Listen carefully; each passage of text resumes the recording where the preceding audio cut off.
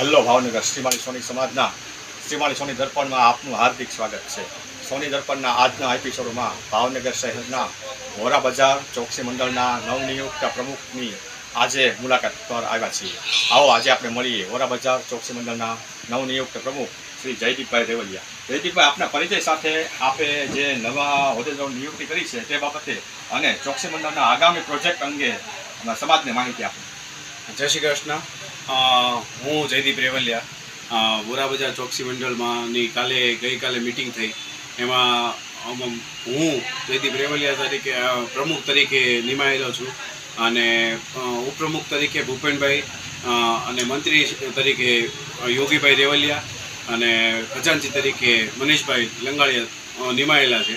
અમે આગલા વર્ષોમાં નવા પ્રોજેક્ટો લાવશું, તો અમને સોની સમાજ અમને સપોર્ટ કરે એવી પ્રાર્થના। ચોકસી મંડળ કેટલા વર્ષથી અસ્તિત્વમાં છે?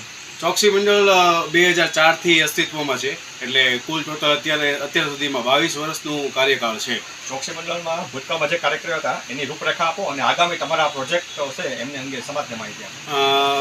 અમે પાછલા વર્ષોમાં રામ મંદિર વખતે પ્રસાદીનું આયોજન કરેલું છે, ઉનાળામાં છાશ વિતરણ કરેલી છે, તો એવા બધા નાના પ્રોજેક્ટો અમારા વોરા બજાર ચોકસી મંડળ દ્વારા થાય છે અને આગામી લગભગ બધા અલગ અલગ પ્રોજેક્ટો અમે આવા કરતા રહીશું એવી અમારે સમાજ સાથે સપોર્ટ સાથે પ્રાર્થના છે અમારી।